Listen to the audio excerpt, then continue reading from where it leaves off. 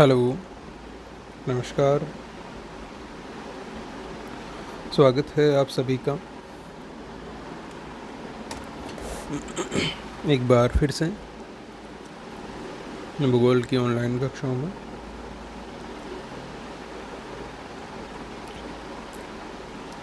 देखिए, अपन यहाँ बात कर रहे हैं भौगोलिक विचारधाराओं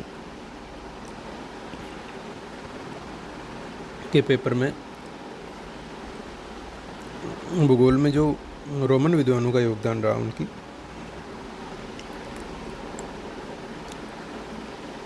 और इसमें आज अपन बात करने वाले हैं क्लॉडियस टोल्मी के बारे में कि इन्होंने क्या योगदान दिया। तो चलिए शुरू करते हैं।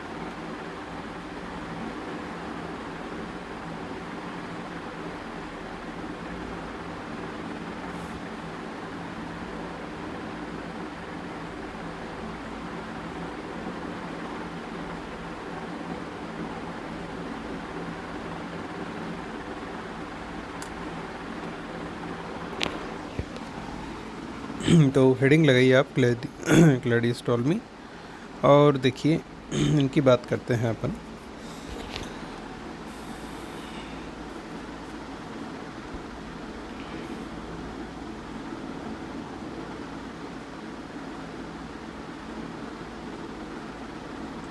देखिए, टोल्मी के जन्म की अगर अपन बात करें तो इनका जन्म तो माना जाता है 90 ईस्वी में, लेकिन इनके जन्म स्थान के बारे में विद्वानों में काफ़ी मतभेद है। कई लोग इसको कहाँ से मानते हैं, कई कहाँ से मानते हैं, लेकिन अधिकांश विद्वानों का मानना है कि टोलेमस आरसी नामक स्थान पर इनका जन्म हुआ था। और कुछ एक विद्वान ऐसे भी हैं जो मानते हैं कि इनका जो जन्म है वो पेलुसियस नगर में हुआ, लेकिन इतना संभवतया कन्फर्म माना जाता है कि इनका मिस्र में जो सिकंदरिया है वहाँ हुआ था। और वहाँ ये माना जाता है कि इनका जन्म स्थान जो है वो टोल्मी गांव ही है, और उस गांव के नाम के आधार पर ही इनका नाम है वो टोल्मी पड़ा है।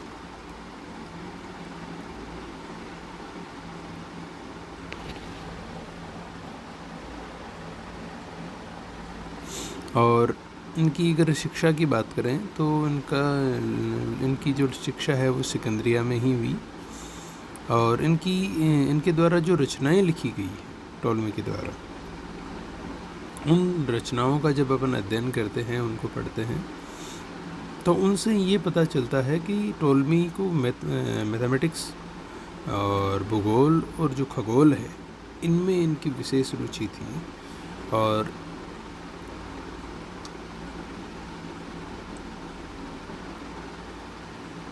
इन्होंने जो स्वयं का अध्यापन का कार्य किया है, जो इन्होंने भौगोलिक जानकारियों का जो वर्णन किया है, तो ये सारे कार्य इन्होंने सिकंदरिया की जो लाइब्रेरी है वहाँ रह के ही इन्होंने किए।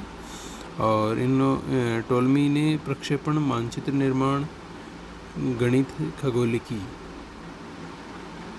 इन सब में रुचि रखी। और इनमें रुचि रखने के कारण ही इनके द्वारा जो मानचित्र निर्माण के कार्य है वो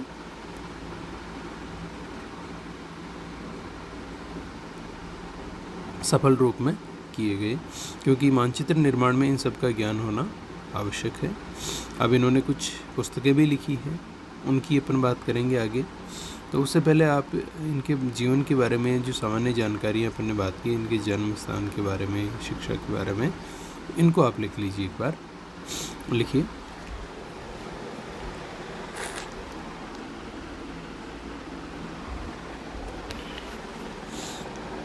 क्लॉडियस टोल्मी का जन्म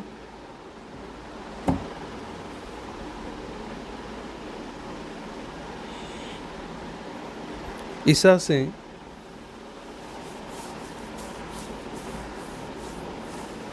90 वर्ष बाद में हुआ।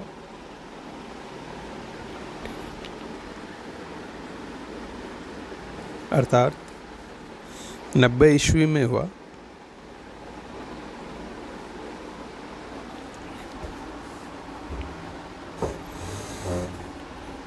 इनकी जन्म स्थान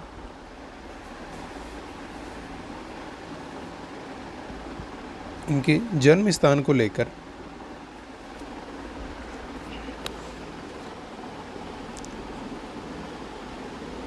काफ़ी मतभेद है।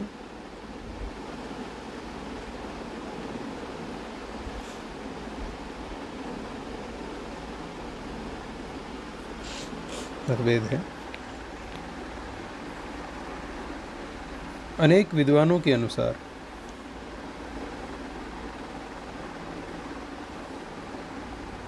इनका जन्म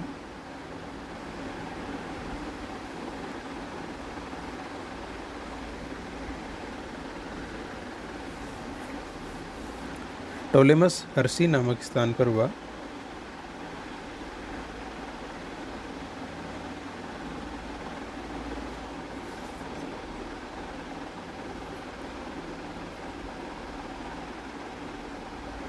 वहीं कुछ इतिहासकारों का मानना है कि इनका जन्म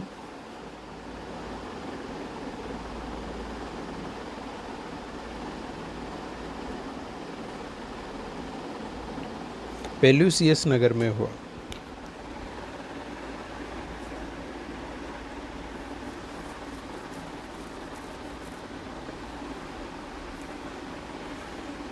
लेकिन संभावना यह मानी जाती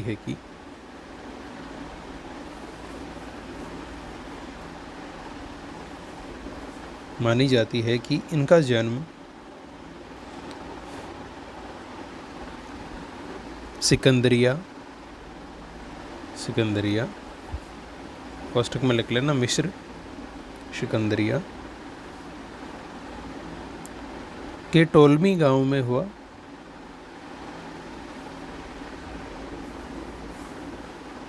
और इसके आधार पर ही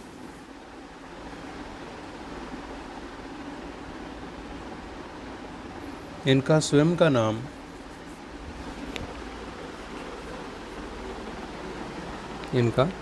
नाम टोल्मी पड़ा।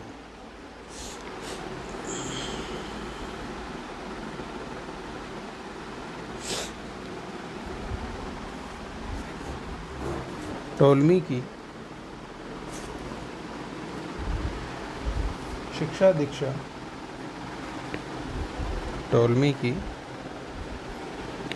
दीक्षा सिकंदरिया में ही संपन्न हुई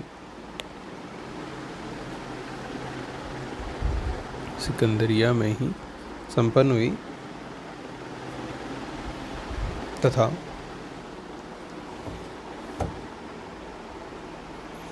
टोल्मी के द्वारा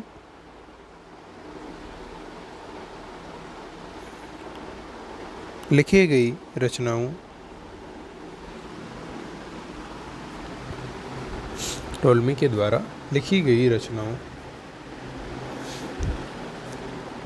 से यह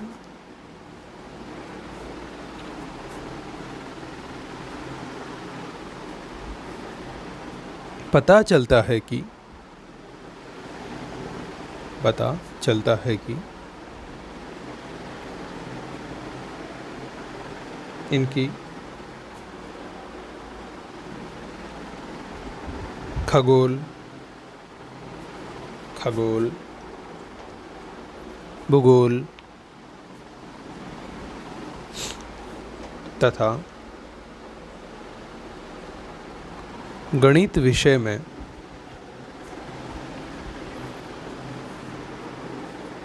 विशेष रुचि थी।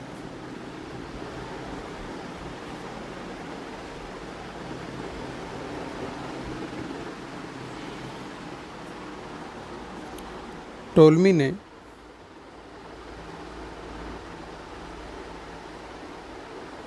अपने अध्यापन संबंधी कार्य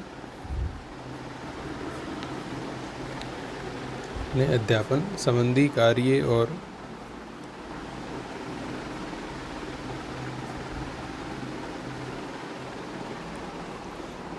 वर्णन संबंधी कार्य सिकंदरिया के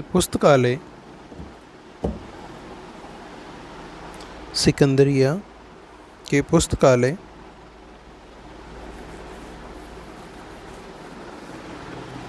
में रहकर ही पूर्ण किए।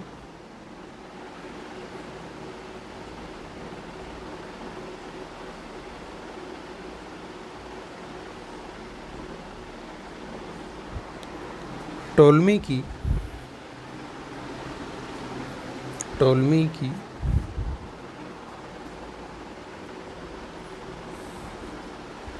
गणित प्रक्षेपण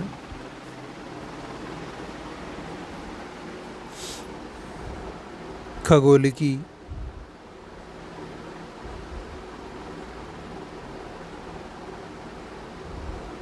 और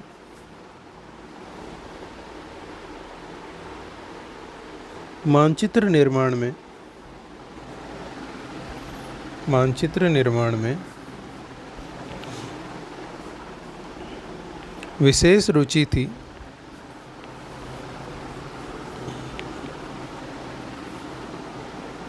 और इसी रुचि के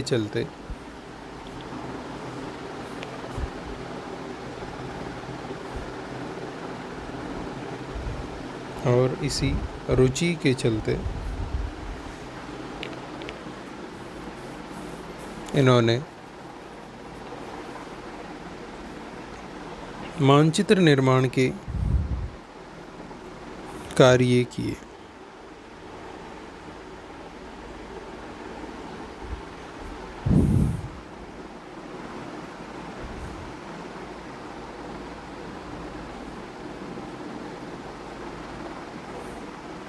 ठीक है, ये इनके बारे में सामान्य जानकारी। अब बात करते हैं इनके द्वारा लिखी गई कुछ महत्वपूर्ण रचनाओं, ग्रंथों की। तो हेडिंग बनाइए आप।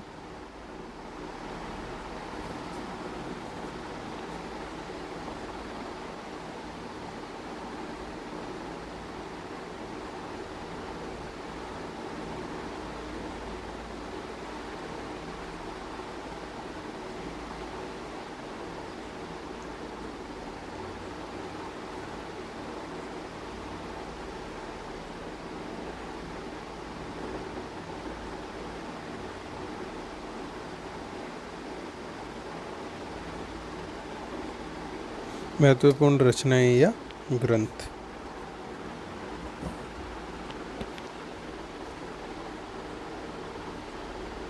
और इसमें नंबर 1 पे हेडिंग बना लीजिए आप।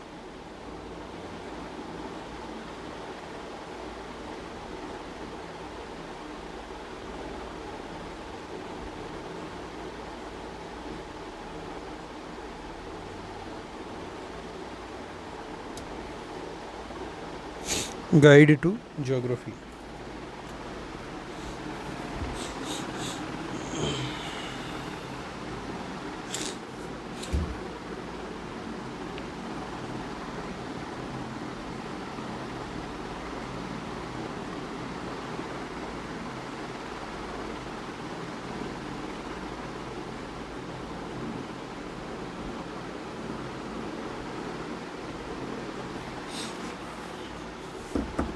लगा ली हेडिंग। देखिए, इसकी बात करते हैं। तो टोलमी के द्वारा रचित ये जो ज्योग्राफी की एक ग्रंथमाला थी, क्योंकि कई खंडों में रचना हुई थी, तो इसको अपन ग्रंथमाला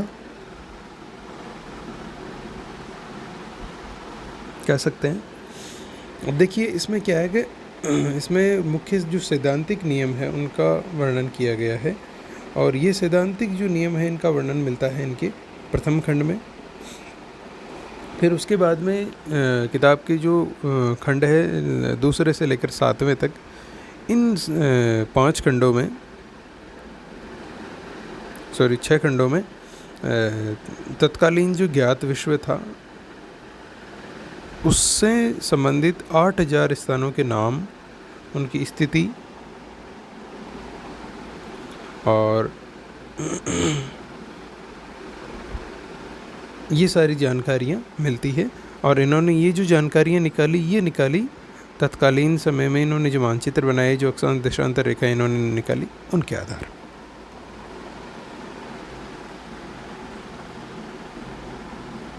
फिर इनके ग्रंथ का जो 8वां भाग है वो काफ़ी महत्वपूर्ण माना जाता है, जिसमें इन्होंने मानचित्र कला के विभिन्न नियम, सिद्धांत आदि सभी का इसमें वर्णन इन्होंने किया है। ठीक है, तो लिख लीजिए आप इसको, लिखिए।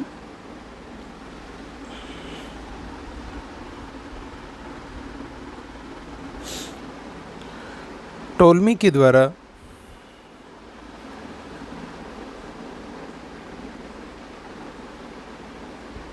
रचित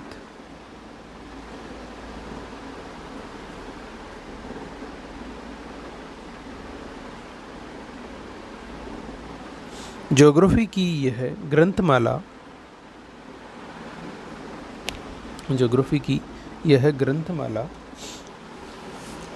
कुल 8 खंडों में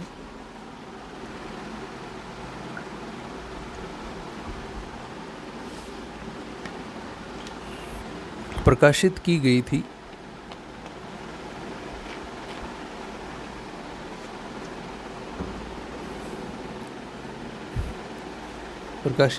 थी। जिसके प्रथम खंड में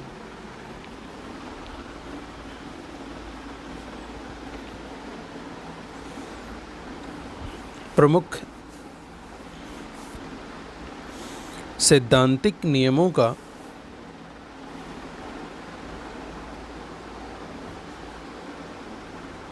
वर्णन किया गया है,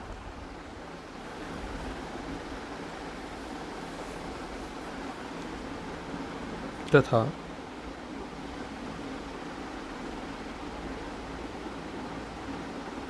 दूसरे भाग से या दूसरे खंड से लेकर 7वें खंड में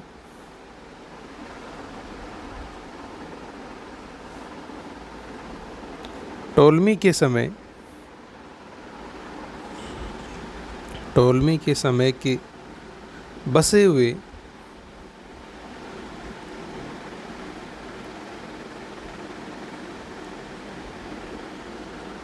संसार के ज्ञात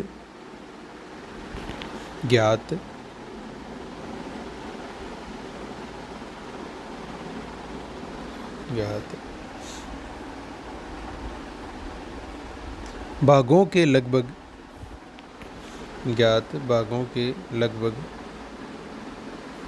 8000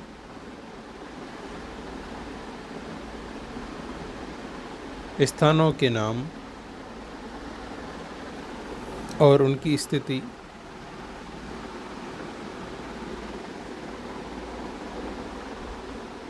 का वर्णन किया गया है,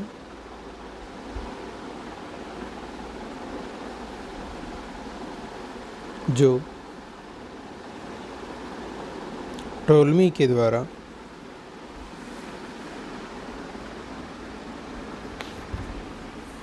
अक्षांश और देशांतर रेखाओं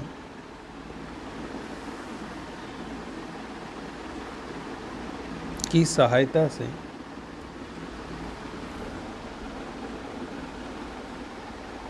किया गया है।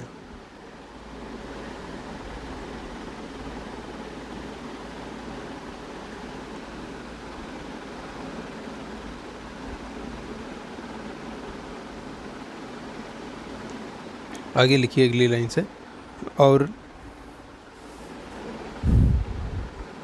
ग्रंथ का 8वां खंड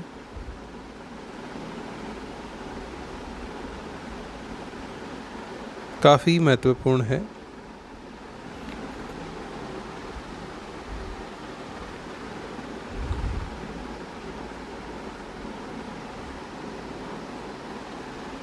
जिसमें मानचित्र कला के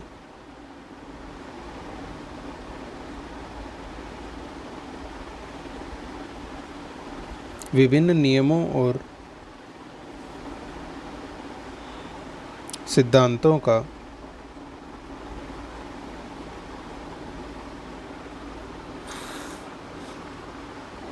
वर्णन किया है।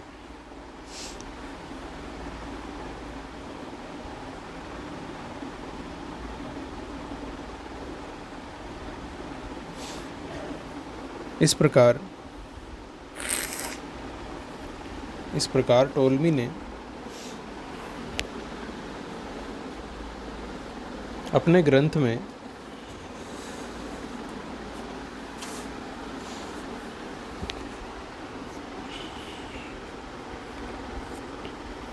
मानचित्र कला,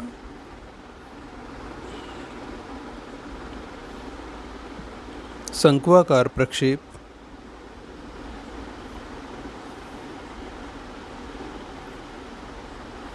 अक्षांश तथा देशांतर,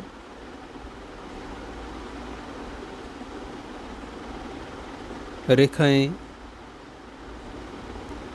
ज्ञात करने की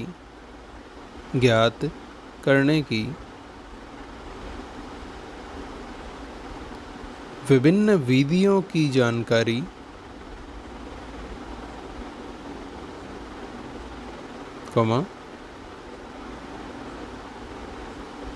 ज्ञात विश्व के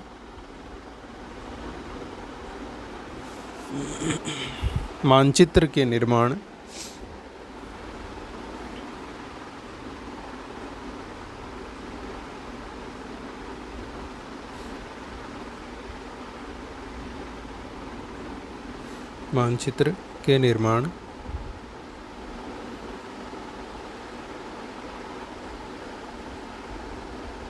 तथा वर्णनात्मक भूगोल पर अधिक बल देने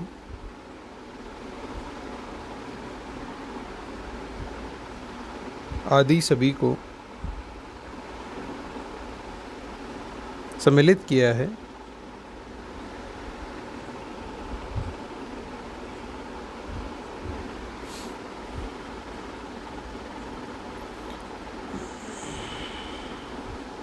टोल्मी ने ही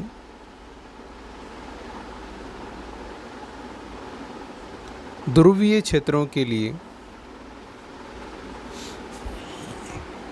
त्रिविम मानचित्र प्रक्षेप का प्रयोग किया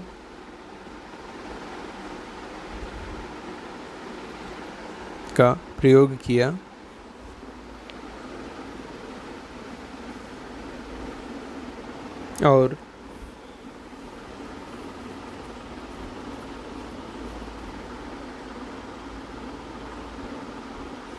इनके ग्रंथ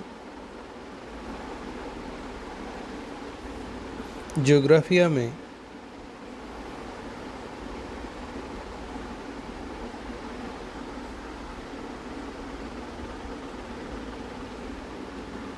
एक संसार का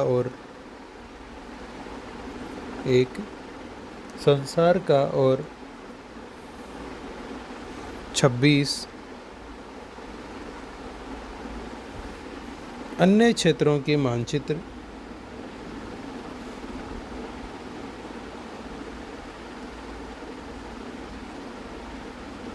है और इन्हीं मानचित्रों से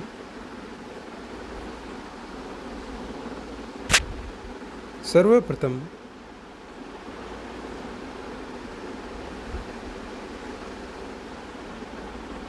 विश्व की सामान्य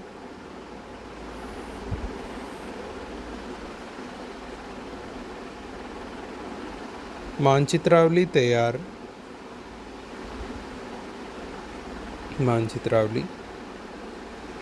तैयार की गई थी।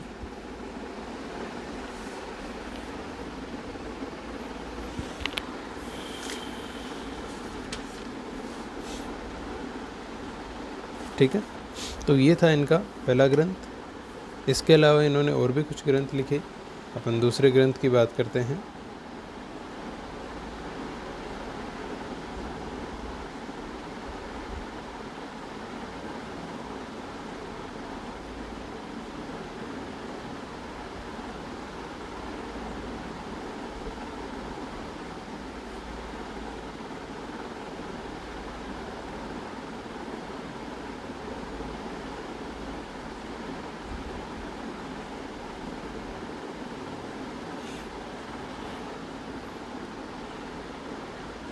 दूसरी पुस्तक है इनकी अल्माजिस्ट, और इस पुस्तक में इन्होंने गणित है, खगोलिकी है, विभिन्न यंत्र है, नक्षत्र है आदि के बारे में इन्होंने जानकारियाँ दी है। तो लिख लो। टोलमी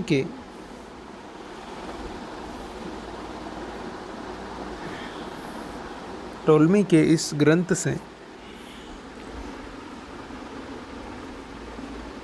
गणित,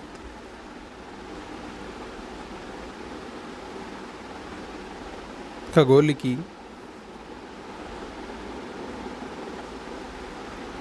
नक्षत्र आदि के बारे में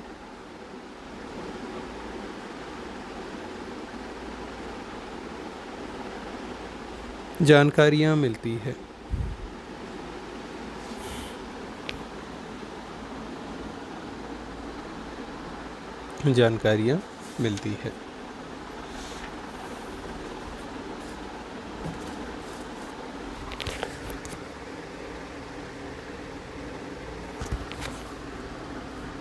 ठीक है,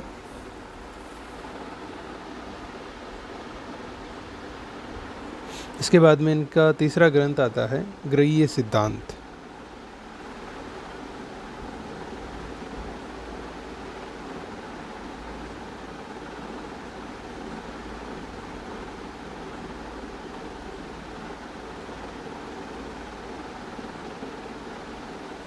ग्रहीय सिद्धांत।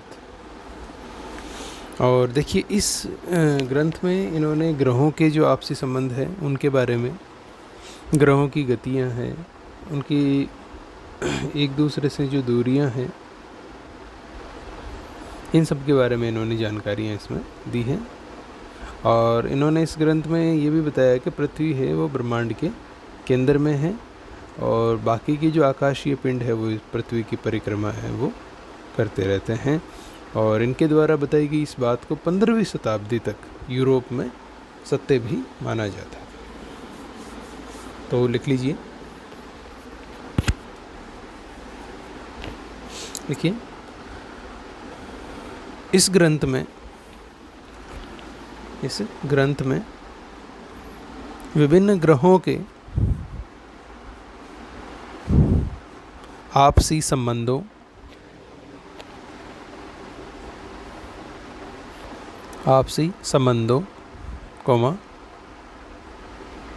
उनकी गतियों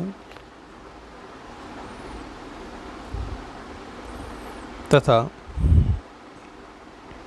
आपसी दूरियों से संबंधित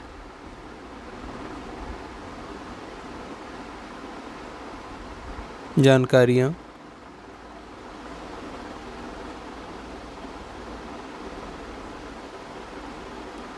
प्राप्त होती है।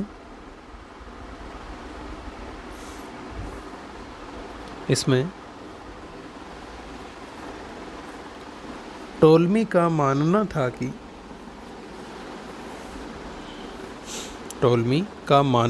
कि पृथ्वी ब्रह्मांड के केंद्र में स्थित है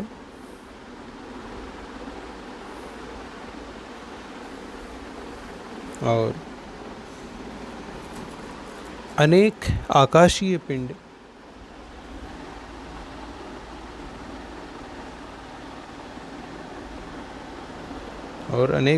पिंड इसकी परिक्रमा करते हैं। और चौथा ग्रंथ था इनका एनेलिमा, ठीक है। और इस ग्रंथ में इन्होंने नक्षत्र विज्ञान और प्रेक्षकों की जो परिकल्पना है उनका वर्णन इसमें किया है। तो लिख लो, इस ग्रंथ में इन्होंने नक्षत्र विज्ञान तथा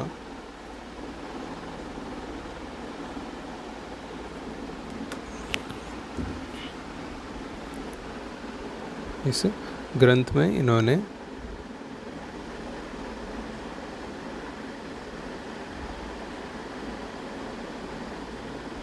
नक्षत्र विज्ञान तथा प्रक्षेपों की परिकल्पनाओं का सैद्धांतिक वर्णन किया है।